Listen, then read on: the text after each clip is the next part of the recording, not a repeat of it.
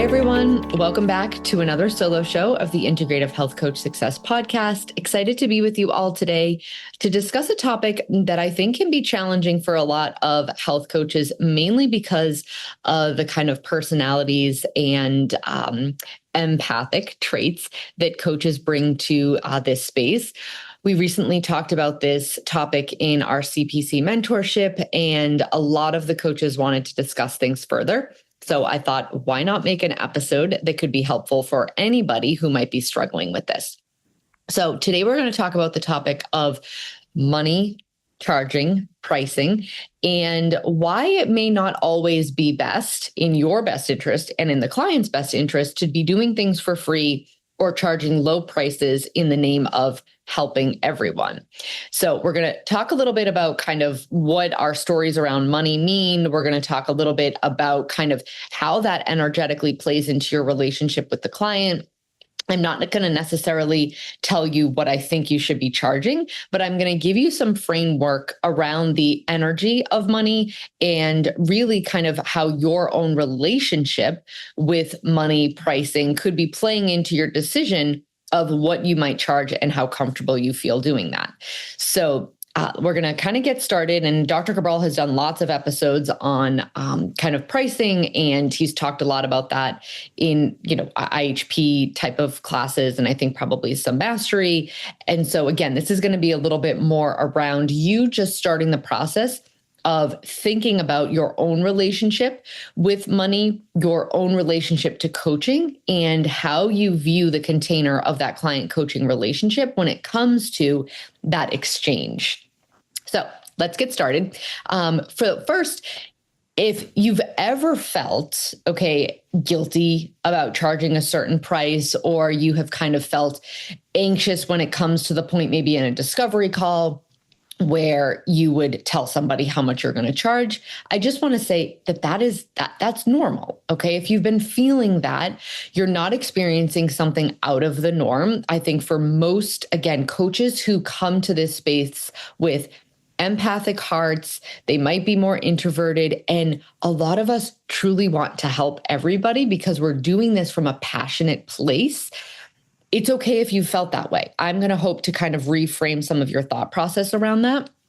But it's okay if you're there. If just recognizing it is the first step, right? So because we genuinely are helpers, and we genuinely want to have as many people understand the knowledge that we have and benefit from the services that we provide, oftentimes it can kind of feel like an anxiety producing, or maybe, you can kind of feel like this guilt of, quote, charging too much. So I think it's important to understand maybe some of the stories, that you might be creating about money and charging, and that can be really helpful. So I want to give you some relatable examples, to what some of those stories, right, could be. So if helping people, one of the stories could be helping people shouldn't cost a lot of money, or if people need your help, they shouldn't have to pay a lot to get that. It could be one story. Another story you might be telling yourself is, who am I to charge that much? That, in my opinion, comes from a self-worth standpoint, how you view your own worth, how that imposter syndrome might be kind of sneaking in to the picture of, I need more certifications before I raise my prices, or I don't know X, Y, and Z yet, so I shouldn't charge as much as, Jane's charging because she knows more than me, or she already has more clients than me.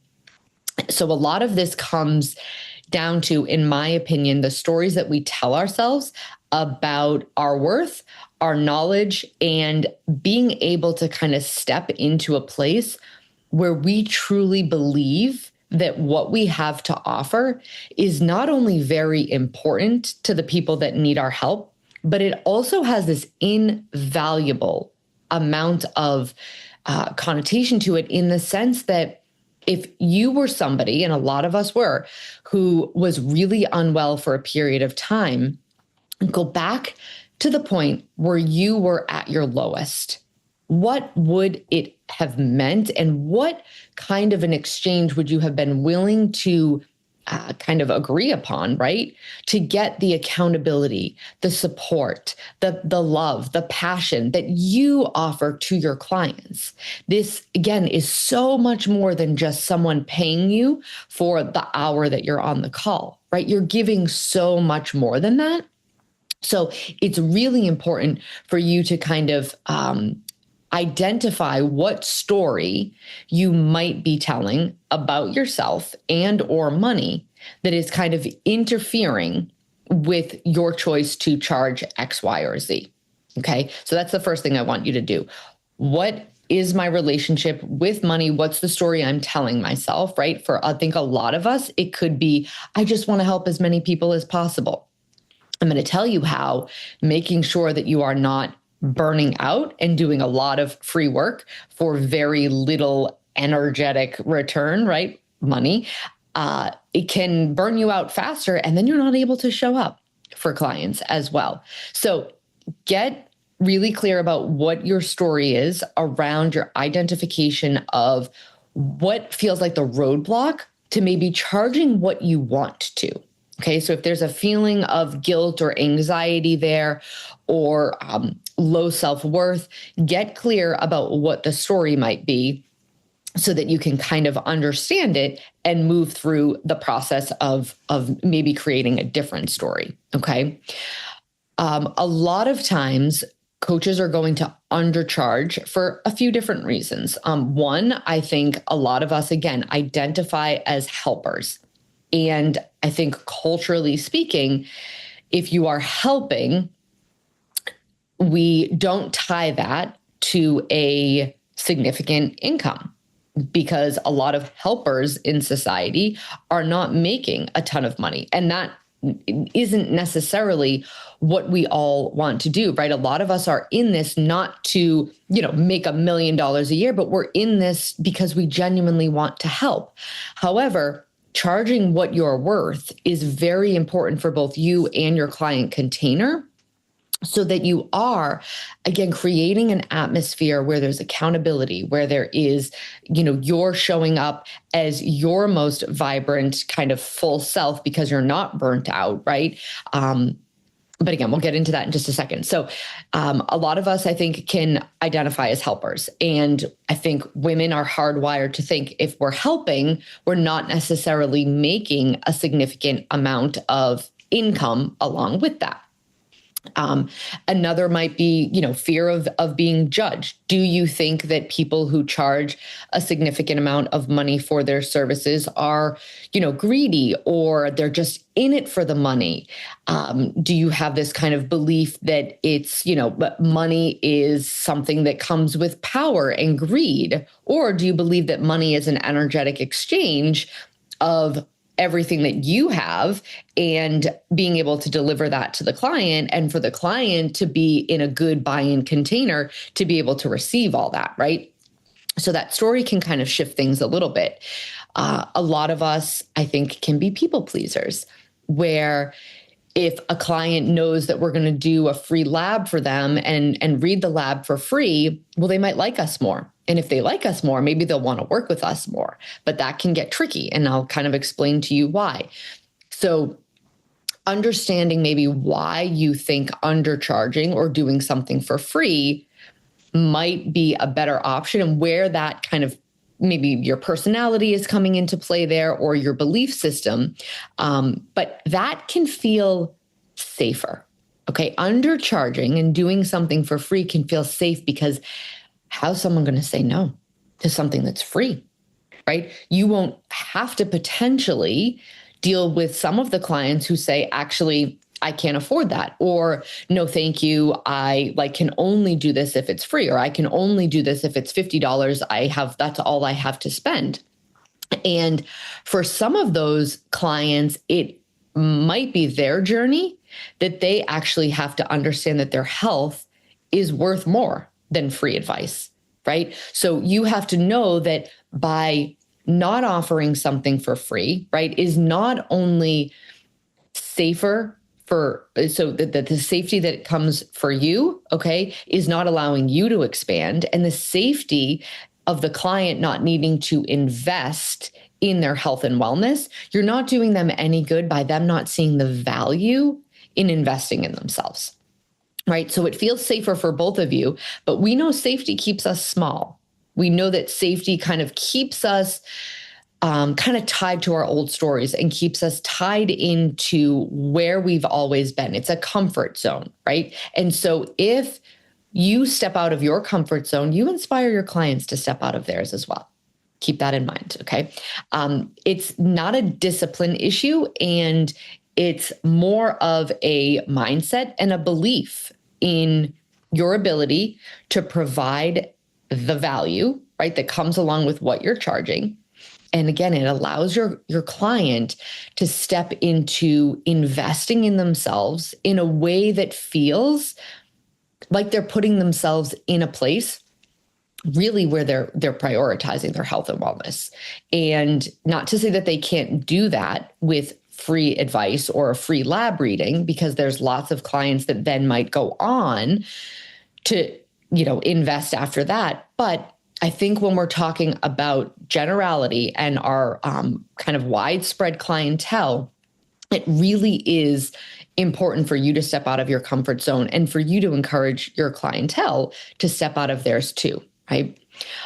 Okay, so the real cost of undercharging, okay, for both you and for the client. For you, the cost of undercharging is emotional burnout and feeling like eventually there might be, I'm doing a lot and it doesn't seem like the flow is coming back. Now, it's not about necessarily the money or the dollar amount in your bank account, right? But it's the energy that comes with you are providing all these things. You're providing accountability, you're providing knowledge, you're providing the place where they can, kind of be themselves and talk about maybe their past trauma with conventional medicine, or they're talking about all of the things that they need to feel like they can trust someone to do. You're giving them the like, no trust. You're giving them the safe container.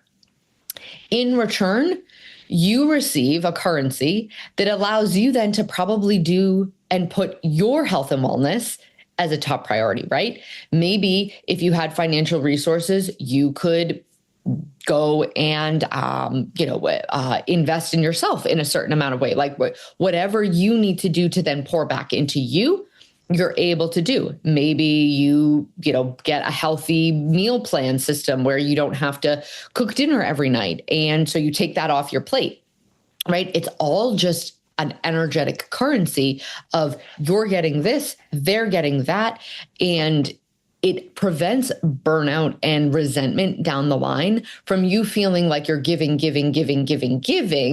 and there's nothing coming back in your direction. And it's not that you have to get something from helping people. It's more that, again, the energy between you and the client and just you and your business has to also feed you. That's why businesses exist that way. That's why not everybody who offers free advice is, or can offer free advice forever. So keep that in mind.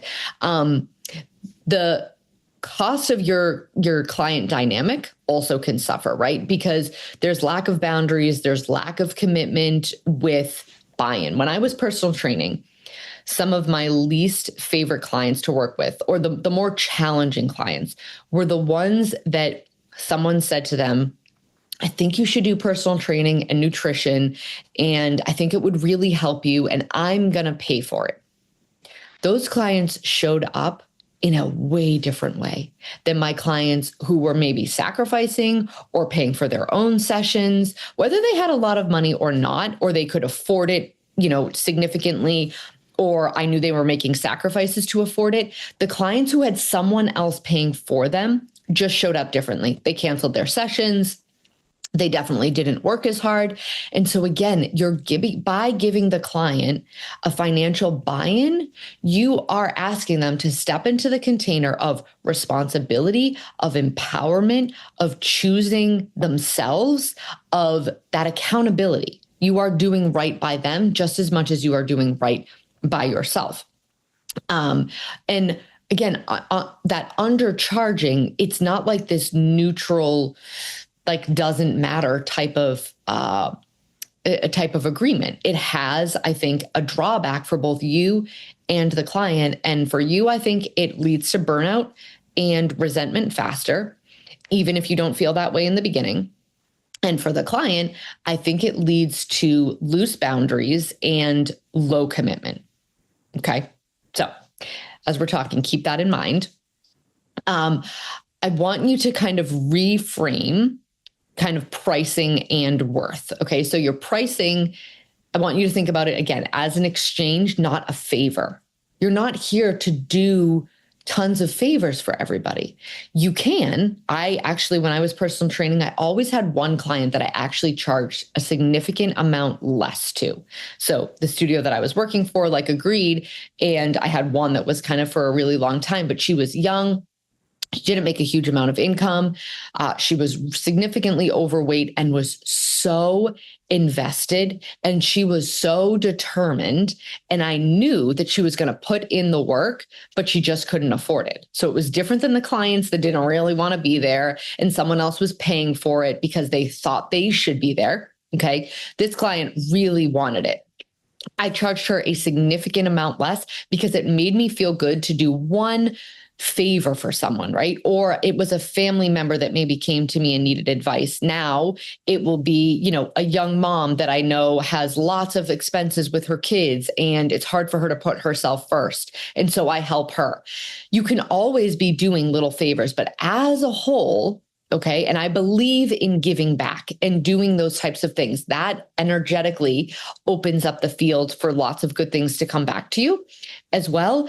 But as a whole, the way you're operating your business, if you're pricing things too low, it's just the vibration of exchange that tends to be, you're going to now attract kind of low vibration, low buying clients.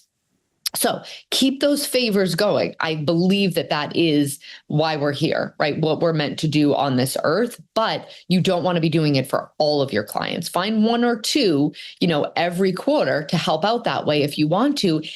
By charging a fair price, it allows you to do that, and you won't get burnt out. It will feel good to help those people that need it, and charging a fair price, right, for 90% of your clients. Fair price for you, fair price for them. Okay. Think of your clients as not necessarily paying for your time. They're paying for so much more than that. They're paying for your perspective. They're paying for your accountability. They're paying for your story and the hope that you offer them, right? Your past story and your passion of, I've been there. Borrow my hope. Borrow that I've gone from here where you are to here. 1.5 years ago, 2 years ago, I was there. I see you. I'm giving you the hope that this is possible. Truly, that's what they're paying for. And that is invaluable. There are many, many people that need that hope. And you can give that hope, certainly for quote unquote free on a social media page. You can give that out there. But if a client needs your services one-on-one, okay, you are exchanging their financial buy-in for your accountability, your perspective, your hope that you're letting them borrow, and the transformation that you are telling them is possible. That's what you're giving them. Don't necessarily think about it as like, okay, my time of 60 minutes is worth X. There is so much more that you are giving or letting that client in on, right? You're letting them in and, letting them in on your world in a certain sense, right? You want to try to separate your value as like a human being, right, from your pricing as a professional. You don't want to kind of get too emotional about kind of tying it into emotions. You're just thinking about it as, this is kind of what the worth is for all of the things that I'm providing, and get really curious about where you kind of feel stuck, or where like the hesitation comes, right? Where does the hesitation come in the process? Does it come when you're talking to the client? So are you afraid of rejection? Are you afraid that they're going to say no? It's okay if some clients say no. They might not be ready. By holding a sturdy container, you let the clients who are ready to step in, and you let the clients who aren't ready circle back until they are. Okay, it's really important that not everybody has to say yes, and you don't have to bend yourself in a way that you fit for every client, because a lot of clients just aren't there in their story, and you're going to let them get there. And that's a beautiful thing that you're going to let them do. You're going to have them work through their process until they're ready to step into their power, step into their agreement to take their health and wellness seriously. Okay. So reframing that kind of pricing and worth, I think, is a really important step. Okay, remember, you're not just exchanging time for money. There's so much more that you are bringing to the picture than just your sacrifice of 60 minutes on a call. Okay, so a big takeaway: if pricing feels heavy for you, if this is a topic that feels heavy, I want you to ask yourself, what am I afraid charging more would say about me, or what would that mean for me, right? What would charging more mean about me, or what would that mean for me? Notice, you don't have to fix it. I want you to just notice, where does it feel heavy? Does it feel heavy here? Does it feel heavy in your stomach? And what stories come up, right? Maybe you grew up and every time you asked for something new, your parents got upset with you, or they kind of said, gee, like, no, we don't have the extra money for that. Or maybe they made you feel guilty for asking for something new. That could be significant, right? Maybe you felt like when you wanted something new or shiny or fun or something that somebody else had, you were kind of made to feel guilty for having needs. Notice that.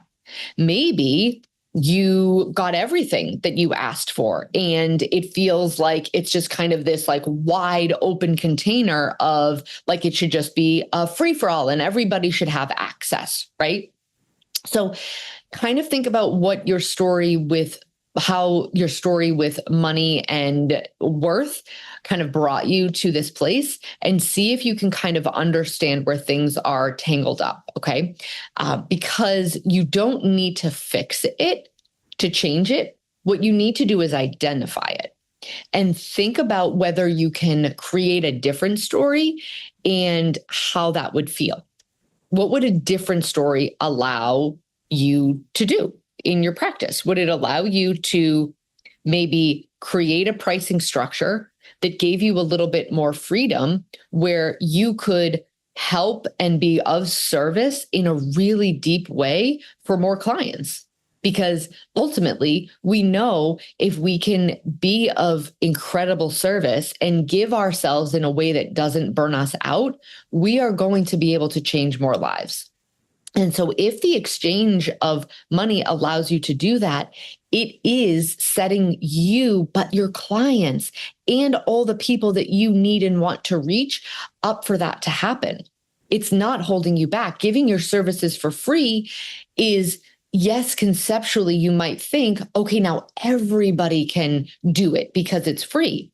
But if you, as the professional, you as the person who has more knowledge than others and who has the love for helping people, gets burnt out too fast and decides, I can't do this anymore, I just feel like this is too much, and you have resentment for kind of how you've been operating, now what?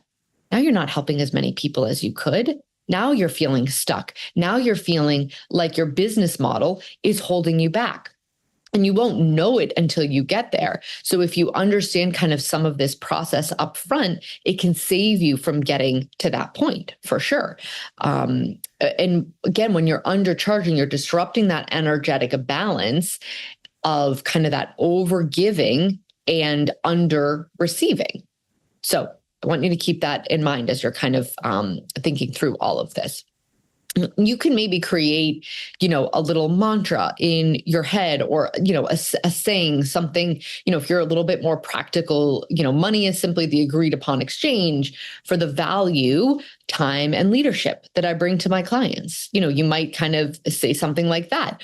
If you kind of have a little bit more of a spiritual sense, money is a neutral energy. When I charge clearly, I allow the exchange to stay balanced and supportive for both me and my client. So it kind of removes that guilt that you might feel when you understand that this isn't about, you just greedily, maybe that's not even a word, you using greed by charging lots of money. It's not greed. It is you receiving your worth for what you are providing for clients. And I think oftentimes undercharging really does set up a lower value type of, I think it's more of the client energetically automatically might think that this is going to be a lesser value of outcome, or a lower value of, transformation.